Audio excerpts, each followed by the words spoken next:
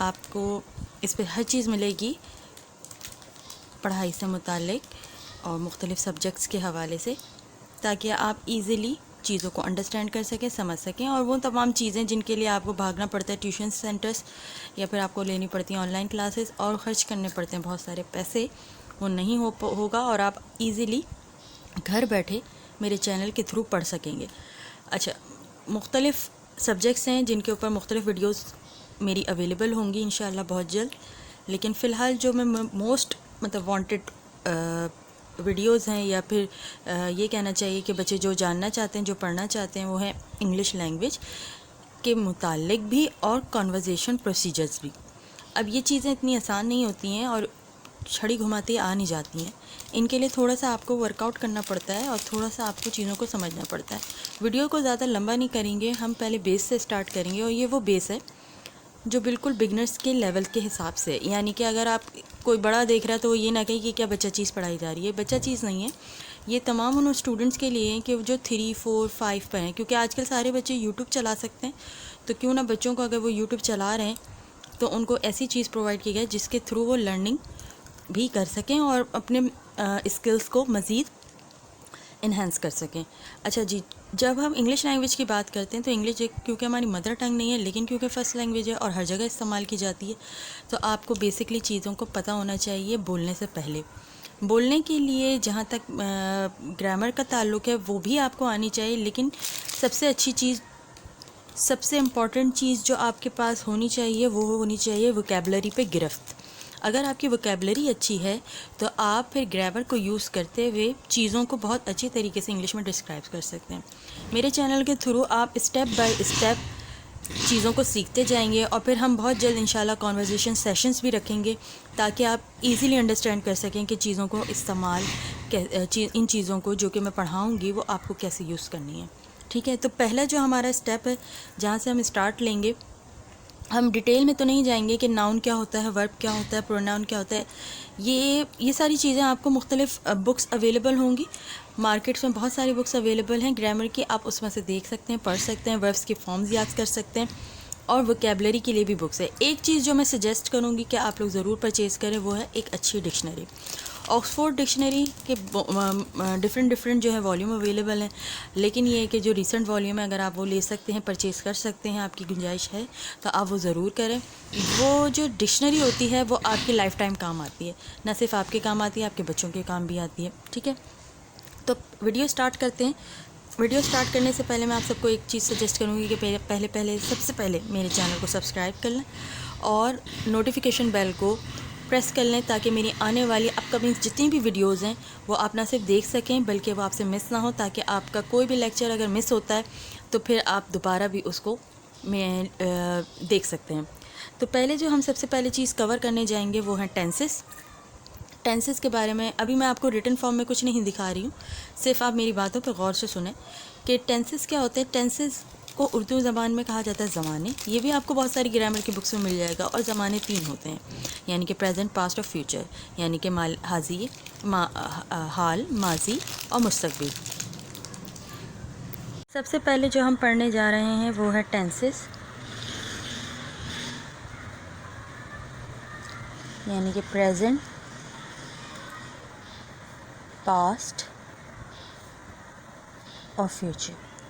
ठीक है, अच्छा, प्रेजेंट, पास्ट और फ्यूचर में हम सबसे पहले जो पढ़ेंगे वो है प्रेजेंट। आप चाहें तो हायरार्की ऐसे ही बना लें जैसे मैं बना रही हूँ, या फिर आप चाहें तो स्क्रीनशॉट ले लीजिएगा ताकि आपको याद हो सके। प्रेजेंट में सबसे पहले आपको हमने पढ़ना है सब्जेक्ट, जो मैं इजीली करके बताऊंगी और आगे डिटेल में भी बताती जाऊंगी। फ़िलहाल आप इसको यूँ समझें, base form of the verb plus extra word. ये बिल्कुल सिंपल सा प्रेजेंट का एक फार्मूला है जो कि इसमें आपको नज़र आ रहा है। सब्जेक्ट्स क्या होते हैं ये भी मैं आपको एक्सप्लेन करती हूँ, base form of the verb क्या होती है ये भी बताती हूँ, और एक्स्ट्रा वर्ड्स क्या होते हैं ये भी बता दूँ। सब्जेक्ट्स क्या होते हैं, सब्जेक्ट सबसे पहले आ जाते हैं कि जिनके थ्रू आप सेंटेंस को स्टार्ट करते हैं, जैसे कि I, you, we, he and she. ठीक है, base form of the verb जो होती हैं, यहाँ आपको जैसे भी पता है कि वर्ब्स की कितनी फॉर्म्स होती हैं, आपको हर बुक्स में मिल जाएंगी। 3 फॉर्म्स होती हैं, फर्स्ट, सेकंड, थर्ड। तो base form of the verb यहाँ पे हम कौन सी फॉर्म यूज़ करते हैं, that is first form of the verb. Extra word क्या होते हैं कि वो जो कि आपको सेंटेंस बनाने के लिए या उसको कंप्लीट करने के लिए रिक्वायर्ड होते हैं, ठीक है। अब जब आप आई, यू, वी और ही, शी का इस्तेमाल करते हैं तो आप सब्जेक्ट के अंदर इन सब चीज़ों को यूज़ करते हुए अपने सेंटेंस को कंप्लीट करते हैं। लेकिन दो चीज़ें या ये कह लें कि 2 सब्जेक्ट्स के साथ क्या मसला होता है कि जब आप ये 2 ही और शी यूज़ कर रहे होते हैं तो आप वर्ब में एस या ई एस का इजाफा। सबसे पहले आप तो अब हम बात कर लेते हैं कि इसकी पहचान क्या है, प्रेजेंट इंडेफिनिट की या प्रेजेंट सिंपल की पहचान क्या है। उर्दू में ये इस तरह के जो जुमले होते हैं वो ता हूँ, ती हूँ, ती हूँ पे ख़त्म होते हैं। इसीलिए मैंने कुछ सेंटेंसेस लिखे हुए हैं जो कि बहुत सिंपल और बहुत प्लेन है और बहुत बिगनर्स के लिए हैं ताकि उन्हें ईज़िली समझ में आ सके। जैसे आपको पहला नज़र आ रहा है सेंटेंस, मैं काम करती हूँ। तो इसमें लिखा हुआ है सबसे पहले मैं की इंग्लिश आई, करने की इंग्लिश डू, वर्क की इंग्लिश, काम की इंग्लिश वर्क, सॉरी। तो इस तरह ये क्या बना, आई डू वर्क। वो खाना खाते हैं, वो के लिए दे, खाना के लिए ईट, और खाने के लिए खाते हैं के लिए या खाने के लिए ईट, और खाने के लिए जो कि फूड इस्तेमाल किया है। अगर हम चाहें तो यहाँ पे एक्स्ट्रा वर्ड्स भी यूज़ कर सकते हैं कि यानी डिश का नाम भी डाल सकते हैं, लेकिन अभी क्योंकि प्लेन सेंटेंसेस हैं इसलिए मैंने इसमें कुछ ऐड नहीं किया है। इसके अलावा है तुम पार्क जाती हो, तो very simple, you go to park. हम नावल रोज़ पढ़ते हैं। यहाँ पे देखिए मैंने थोड़ी सी डिटेल ऐड करी, मैंने रोज़ का वर्ड डाला यानी कि डेली, तो इसको मैंने यूँ चेंज किया, वी रीड नॉवल डेली। अच्छा, इन तमाम सब्जेक्ट्स में आप एक चीज़ नोट कर लें कि वर्ब में एस और ई एस का इजाफा नहीं हुआ है, क्योंकि मैं पहले ही आपको बता चुकी हूँ कि वर्ब में एस और ई एस का इजाफा तब होता है जब आप ही और शी का यूज़ करते हैं। जैसे कि नेक्स्ट सेंटेंस है, वो बहुत मज़े का खाना पकाती हैं।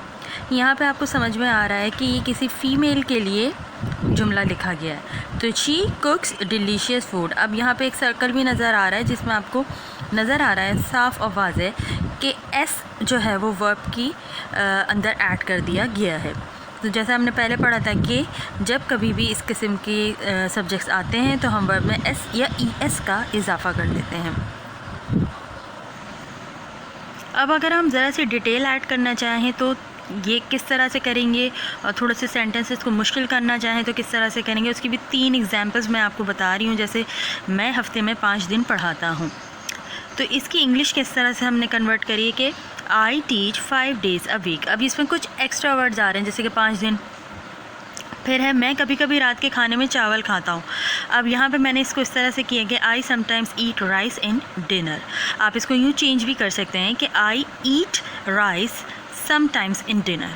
ये दोनों तरीक़ों से जुमला लिखा जा सकता है, पढ़ा जा सकता है और बोला भी जा सकता है, depending upon the situation, depending upon your feasibility, कि आपको किस तरीके से बोलना ज़्यादा आसान और इजी फील होता है। ठीक है, फिर उसके बाद एक और जुमला है, वो आमतौर पर अखबार पढ़ता है। ही यूजुअली रीड्स न्यूज़पेपर। यहाँ पे भी देखे सर्कल बना हुआ है और वर्ब में एस का इजाफा हुआ है।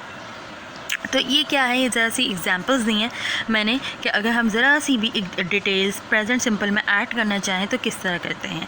यही वो सारी चीज़ें जिनका आपको ख्याल रखना है और फिर आपको कॉन्वर्जेसन में इनको इस्तेमाल करना है। अब ये जो वर्ड्स हैं समटाइम्स, यूजुअली, ये सब क्या है, वोकैबुलरी है। अगर आपके पास इन सब चीज़ों की वोकैबुलरी होगी और मीनिंग्स का पता होगा तो आपको यूज़ करने में कभी भी डिफ़िकल्टी फ़ील नहीं होगी। इसी तरीके से आप देखें नीचे मैंने लिखा हुआ है रेड पेन से नेगेटिव एंड इंटरोगेटिव। नेगेटिव के लिए अगर आप फॉर्मूला बना रहे हैं तो subject plus helping verb that is do और does and then plus not plus verb plus extra words. बहुत आसान है। इन्हीं सेंटेंसेस को आप नहीं में कन्वर्ट कर देंगे अगर, तो जैसे मैं हफ्ते में 5 दिन नहीं पढ़ाता हूँ, मैं कभी कभी रात के खाने में चावल नहीं खाता हूँ, वो आमतौर पर अखबार नहीं पढ़ता है, तो ये नेगेटिव सेंटेंसेस बन जाएंगे। ठीक है, और अगर इन्हीं के अगर इंटेरोगेटिव सेंटेंसेस आपको बनाने हैं तो आप डू और डस को बिगनिंग में ले आएंगे, सब्जेक्ट्स और बाकी सारी चीज़ें वो राइट हैंड साइड पे चली जाएंगी आखिर में। और आखिर में एक सबसे इम्पॉर्टेंट चीज़ क्वेश्चन मार्क है, जो कि मतलब हमारे निज़ाम तालीम में अगर मैं बात करूँ तो वो ये है कि इसका 1 नंबर होता था ग्रामर के सेक्शन में अब हमारे ज़माने में। अब का नहीं पता मुझे, अब तो चीज़ें काफ़ी हद तक चेंज हो गई हैं, तो शायद मार्किंग भी चेंज हो गई हो। बहरहाल तो ये इंटेरोगेटिव का प्रोसीजर है। ये बैक साइड से आपको जो आवाज़ें आ रही हैं इनको प्लीज़ अवॉइड कर दीजिएगा। और फिर इस तरीके से क्या है कि आप नेगेटिव और इंटेरोगेटिव दोनों किस्म के सेंटेंसेस को बना सकते हैं और इन्हें अंडरस्टैंड भी कर सकते हैं। आपके लिए एक सबसे इम्पॉर्टेंट चीज़ क्या है, आप एक वोकेबलरी पावर अपनी बनाने की कोशिश करें। दूसरा, आप कोई भी अच्छी ग्रामर की बुक लें, उसमें उर्दू में जिसमें सेंटेंसेस गिवन हो उन्हें ट्राई करें कि ईज़िली कन्वर्ट कर सकें इंग्लिश में। कोई क्वेश्चंस हो, कोई क्वेरीज हो इस लिहाज से, तो आप प्लीज़ कमेंट सेक्शन में ज़रूर राइट करें, लिखिए और पूछिए, ताकि मैं आपको उस पर मज़ीद डिटेल में चीज़ों को समझा सकूं। आज की जो वीडियो थी वो अबाउट प्रेजेंट सिंपल थी, जो कि एंड हो गई है। और इंशाल्लाह जो अपकमिंग वीडियोस है मेरी वो होंगी about past simple and then future simple, और उसमें थोड़ी सी डिटेल्स मैं ऐड करूँगी ताकि आपको और अच्छी तरीके से समझ में आ सके। ये जो थी प्रेजेंट से रिलेटेड वीडियो जो थी वो बहुत ईजी है, बहुत आसान है, लेकिन जो अपकमिंग वीडियोज़ होंगी वो थोड़ी सी टफ़ होंगी इसके मुकाबले में। लेकिन ये है कि इंशाल्लाह अगर आप लगन के साथ पढ़ेंगे और चीज़ों को अंडरस्टैंड करने की कोशिश करेंगे और टाइम बिल्कुल वक्त मतलब वीडियोस के साथ साथ आप प्रैक्टिस भी करते जाएंगे, तो आप इंशाअल्लाह ताला बहुत जल्दी इन पर ग्रिप हासिल कर लेंगे। आप लोगों का वीडियो एंड तक देखने का बहुत बहुत शुक्रिया। Please like, subscribe and share my videos. Thank you.